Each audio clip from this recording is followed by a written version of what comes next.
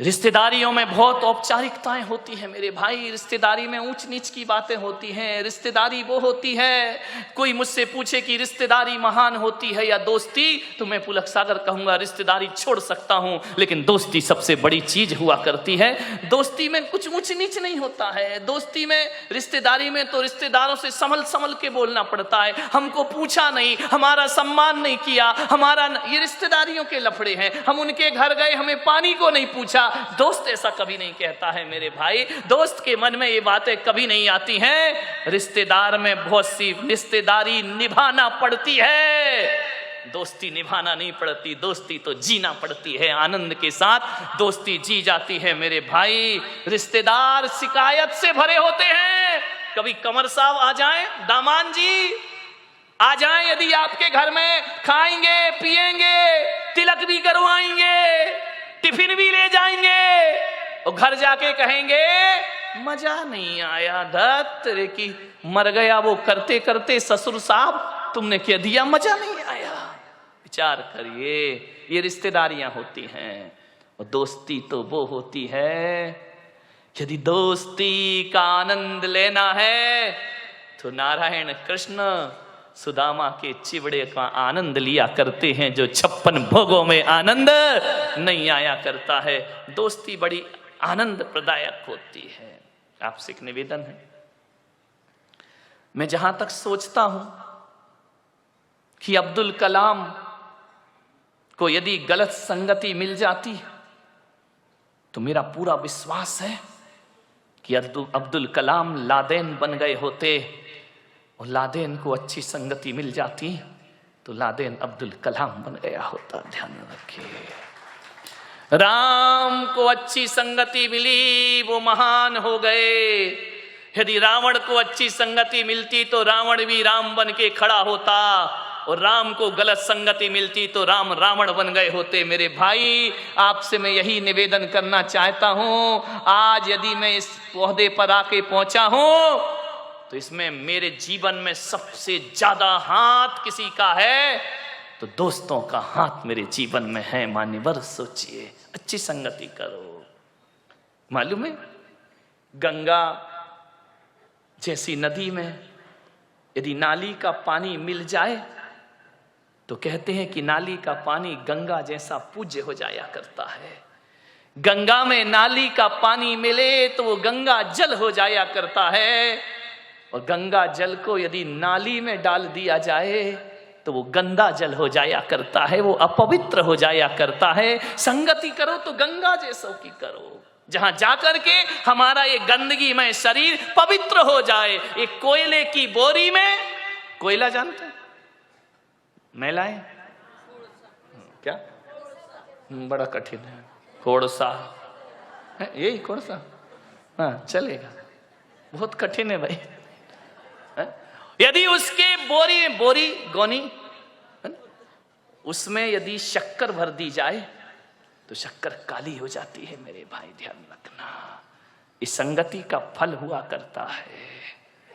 मैं आपसे निवेदन करता हूं, दोस्ती के रिश्ते को पवित्र रखना है, पावन बनाना है, तो जिससे भी दोस्ती का रिश्ता बनाओ, बनाने से पहले एक कब्रिस्तान अपने हृदय के कोने में जरूर बनाना। ध्यान रखना, बाहर के कब्रिस्तान की बात नहीं कर रहा हूं, अपने हृदय के कोने में, अपने मन के कोने में एक कब्रिस्तान जरूर बनाना। और ऐसा कब्रिस्तान जहां हम अपने मित्र की बुराइयों को दफना सके। ध्यान रखिए, उनको जमी दोज कर सके।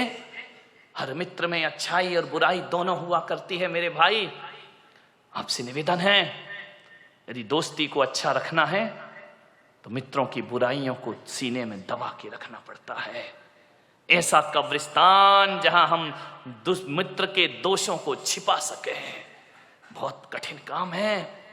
प्रशंसा करना बहुत आसान है मेरे भाई, कमियों को छिपाना बहुत कठिन काम हुआ करता है।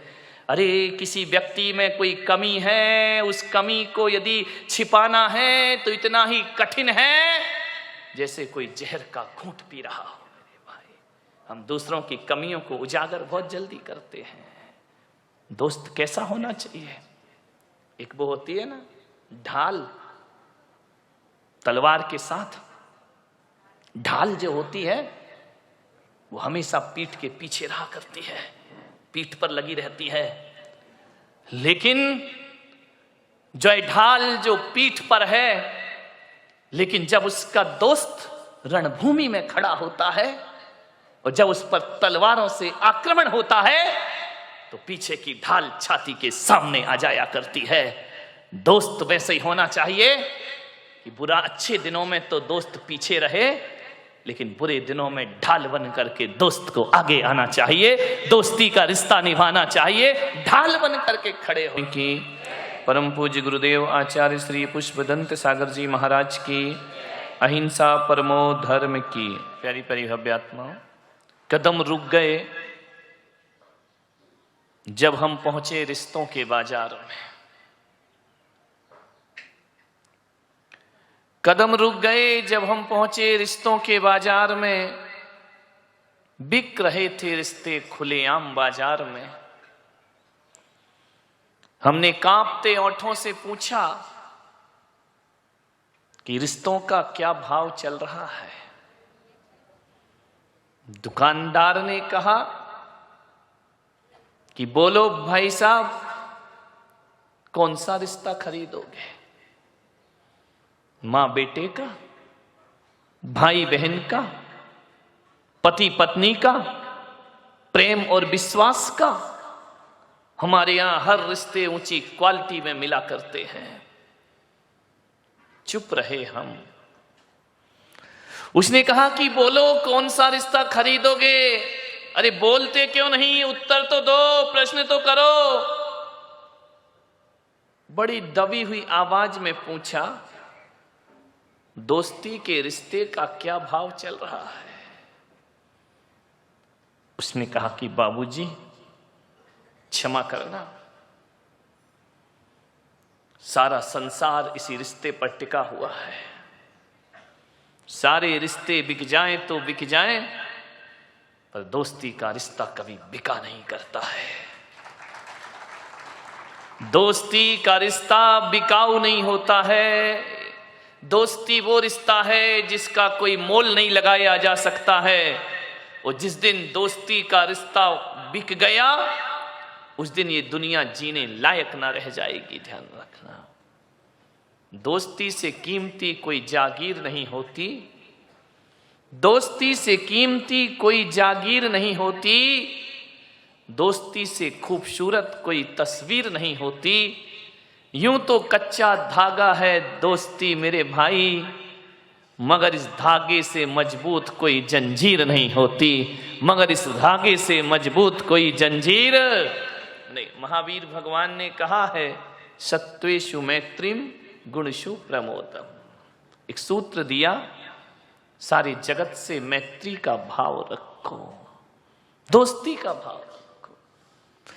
अरे एक इंद्री से भी दोस्ती का भाव रखो, दो इंद्री से भी दोस्ती का भाव रखो, पंच इंद्री से भी दोस्ती का भाव रखो। इस संसार में अरे जो दोस्त हैं वो तो दोस्त हैं, कहा जाता है दुश्मन से भी दोस्ती का भाव रखो। वो भगवान महावीर का संदेश है, जियो और जीने दो। ध्यान रखिए, प्रेम का सूत्र है वो है।